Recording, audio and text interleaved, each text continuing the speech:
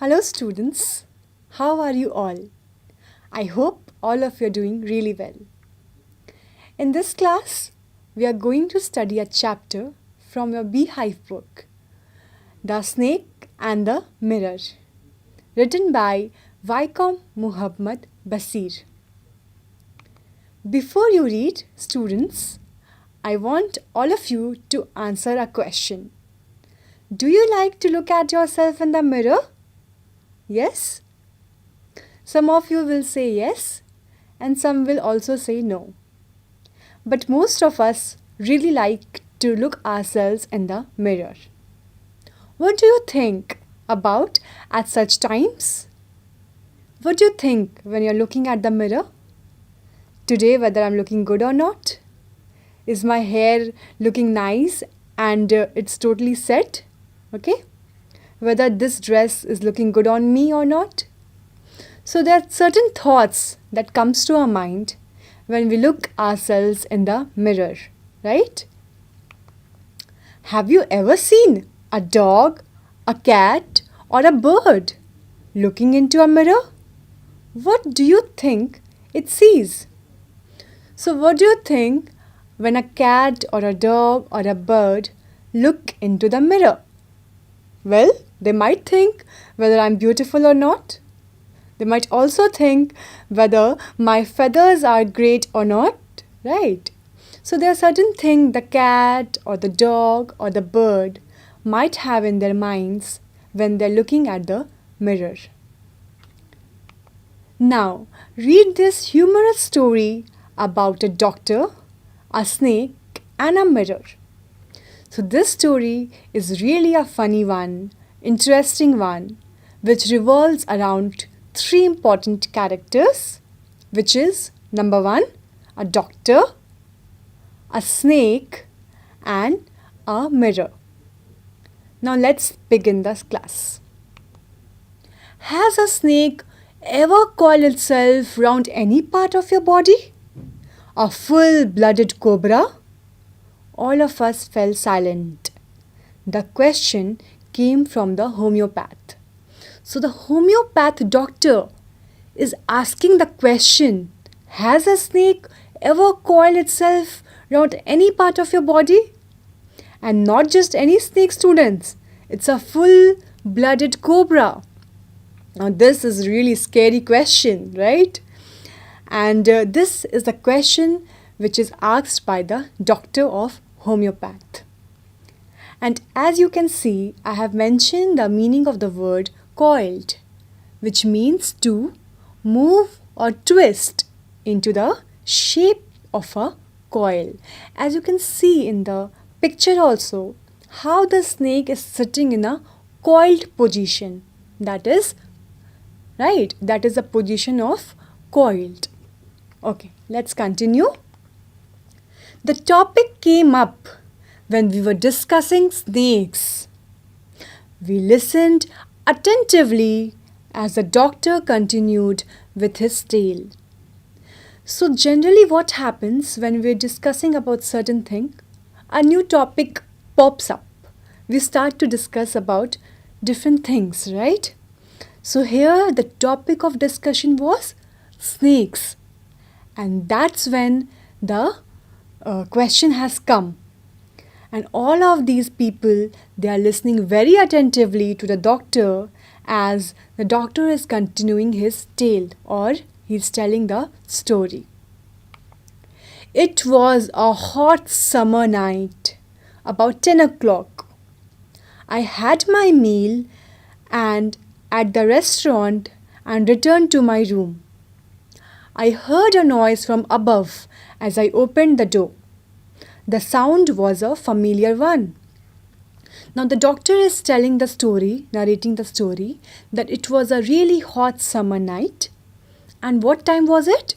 It was 10 o'clock. He had taken his meal at the restaurant and he returned to his room. And when he returned to his room, he heard a noise which was coming from his room.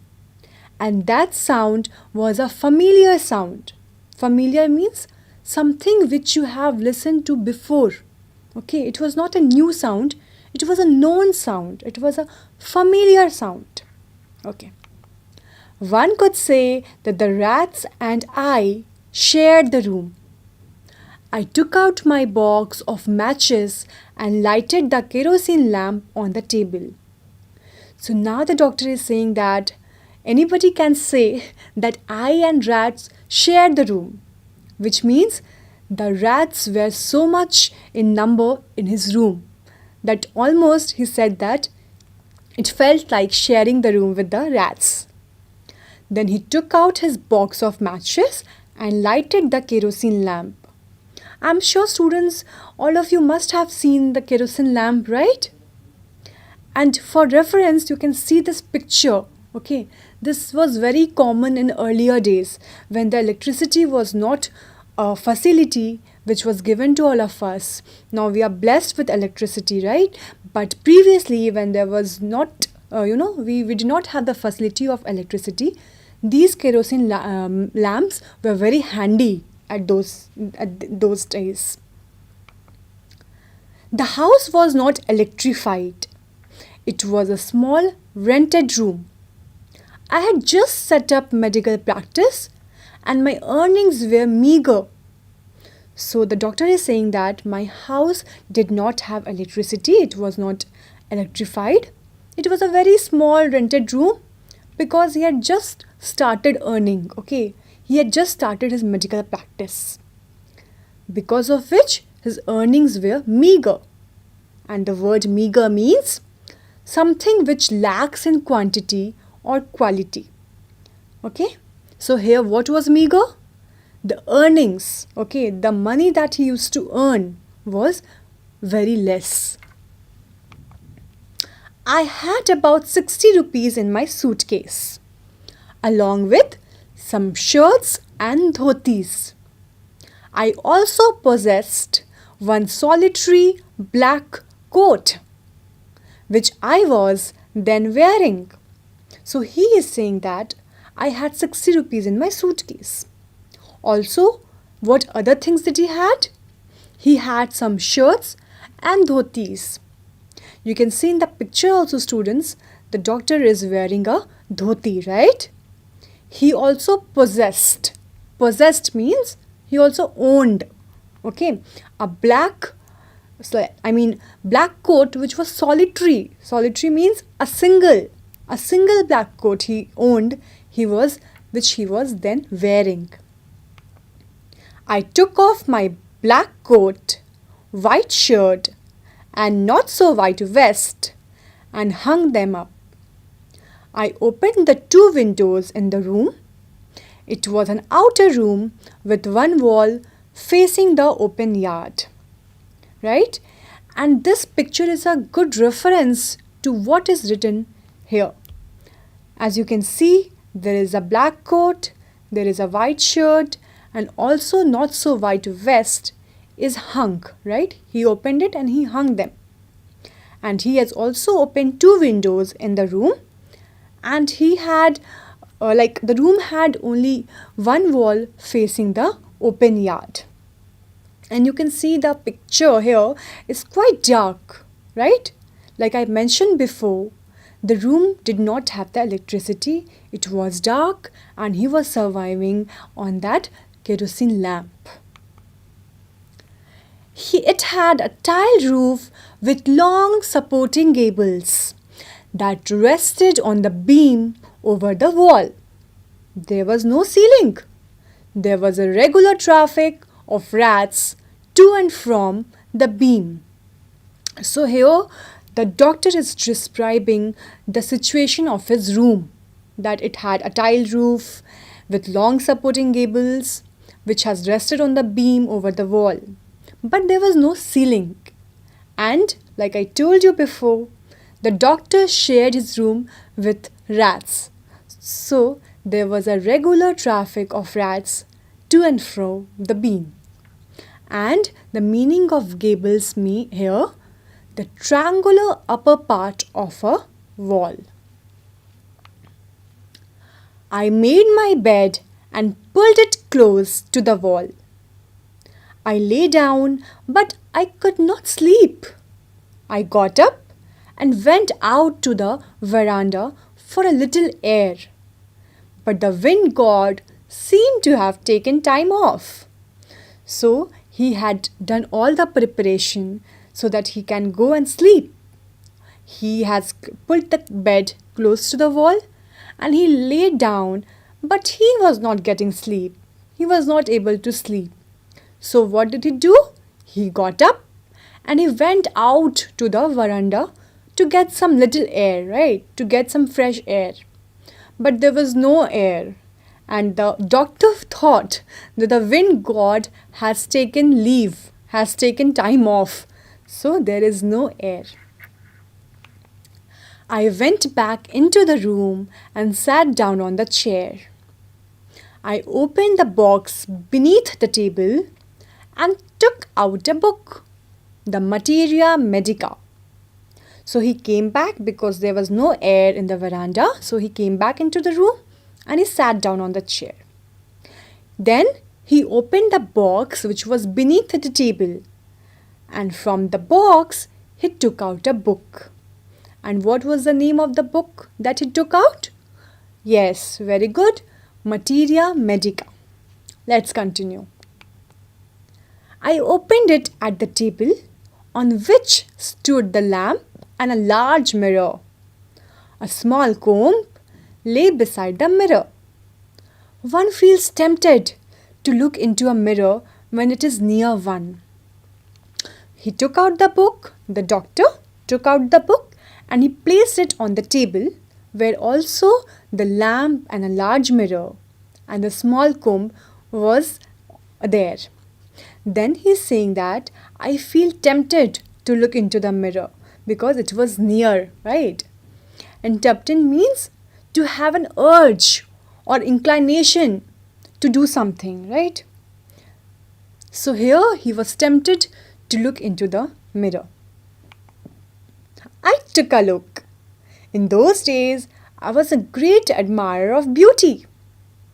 And I believed in making myself look handsome. I was unmarried and I was a doctor. So as soon as he was tempted to take a look in the mirror, he said that I was a great admirer of beauty, right? And he believed in making himself look really handsome, right? Many of us also want to, we are admirer of beauty. We also want to look good. We also want to look beautiful. Or boys would like to look handsome. And the doctor was unmarried and he was of course, we know, a doctor. I felt I had to make my presence felt. I picked up the comb and ran it through my hair and adjusted the parting so that it looked straight and neat. Again, I heard that sound from above. So doctor had a very strong feeling that I should make my presence felt. I mean, wherever he goes, people should look at him. People should admire him, right? So he picked up his comb and he ran it through his hair to make the parting look very straight and neat. And then again he heard a sound from above. Remember, I told you that when he entered his house after coming back from restaurant, he heard a sound, a familiar sound. Here again he heard the same sound. I took a close look at my face in the mirror. I made an important decision. I would shave daily and grow a thin moustache to look more handsome. I was, after all, a bachelor and a doctor. So he's saying that when I was looking at myself in the mirror, I had made a very important decision. And what was that decision? That important decision? That he would shave daily and he would also grow a very thin moustache in order to look more handsome. Why not? After all, he was a bachelor, right? He was unmarried. He was a doctor, right? I looked into the mirror and smiled. It was an attractive smile. I made another earth-shaking decision. So earth-shaking decision means a decision which has a great importance, right? So he thought that my smile is really attractive, and then he made an important decision. I would always keep that attractive smile on my face to look more handsome. I was, after all, a bachelor and a doctor too on top of it. Again came that noise from above. So here, the doctor is saying that I really have an attractive smile and I should keep that on my face always to look more handsome. So you see how, the doctor really wanted to look handsome. And to look handsome, he had made two important decisions that day. And why not? After all, he was a bachelor, right? He was a doctor on top of it. He was thinking all this, and then again came that noise which was coming from above. I got up, paced up and down the room. Then another lovely thought struck me. I would marry. I would get married to a woman doctor who had plenty of money and a good medical practice. So doctor was sitting on the chair, do you remember? Right? So he got up from there and he started to pace up and down the room. Then another lovely thought struck him. And what was that? He decided to get married. And he decided to get married to a woman doctor who had lots of money and also a good medical practice. She had to be fat for a valid reason. If I made some silly mistake and needed to run away, she should not be able to run after me and catch me. So now he had another condition to get married, and that was he wanted to get married to a girl who has to be fat. And why she has to be fat? That if sometimes doctor made some silly mistake and if he had to run away, she will not be able to run after him and catch him. So doctor is really funny, right? You can see that. With such thoughts in my mind, I resumed my seat in the chair in front of the table. There were no more sounds from above. So he had these lovely thoughts in his mind and he got back to his chair, his seat, and he had noticed that there were no more sounds coming from above. Okay, there's a new word for you here, resumed, which means to begin again or continue after a pause. Okay. Suddenly, there came a dull thud as if a rubber tube had fallen to the ground. Surely nothing to worry about. So, there was no sound, right? The sound stopped to come. But what happened? There was a dull thud. Okay, this thud means a very heavy sound which is made by an object falling to the ground. And he has compared that sound to a rubber tube which had fallen to the ground.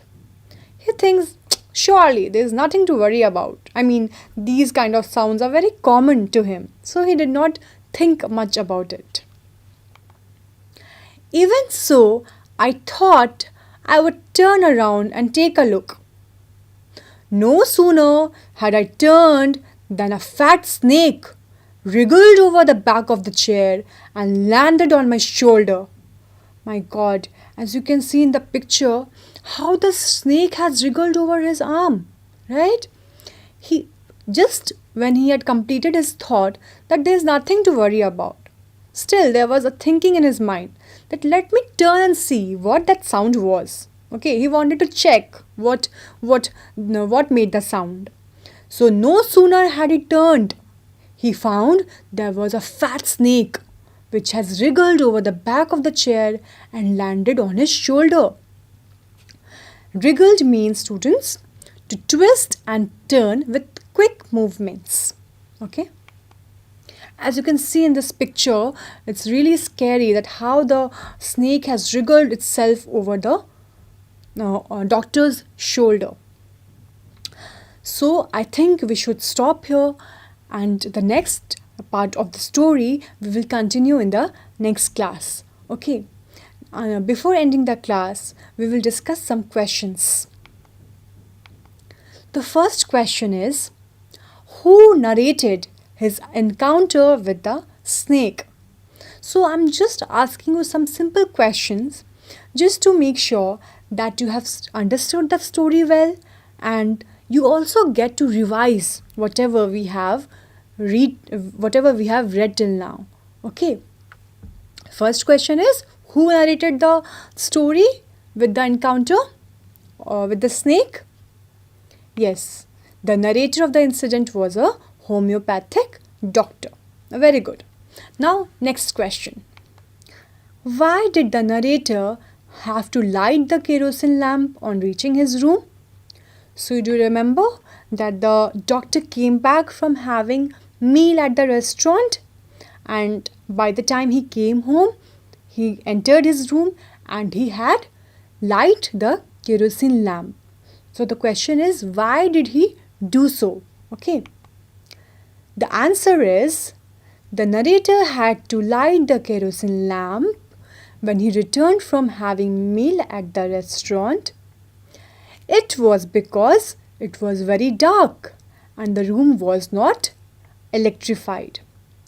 So do you remember, students, I told you that he lived in a very small room which did not have electricity facilities, and that's why he had to make use of kerosene lamp. Okay. Let's see the third question.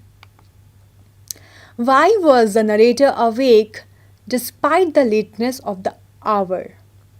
The question is very simple, that why the narrator did not sleep even though it was late at night. Let's see the answer. I'm sure all of you know the answer, but let's see it.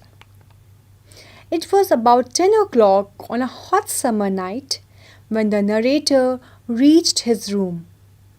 He made his bed and lay down on it. But he could not sleep due to the heat. He got up and went out the veranda for a little air. But there was no wind. So he went back into the room and sat down on the chair. So students, we all know that the doctor, he went to sleep, right? He made all preparations so that he can go and sleep. But it was so hot in the summer night that he was not getting any sleep. He even went out to the veranda to get some air. But do you remember I told you that the wind god had taken leave? Okay, so there was no air. So because of which he was not able to get any sleep. Let's see the next question. What are the two important and earth-shaking decisions did the doctor take while he was looking into the mirror?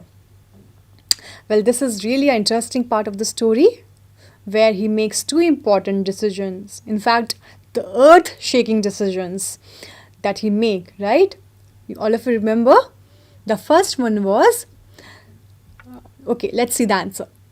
The doctor was an eligible bachelor. While he was looking into the mirror, he took two important and earth-shaking decisions. He decided that he would shave daily and grow a thin moustache. And the second decision was that he would always keep an attractive smile on his face. And both of these decisions were taken in order to look handsome, right? He wanted to look more handsome. After all, he was a bachelor, and that too a doctor.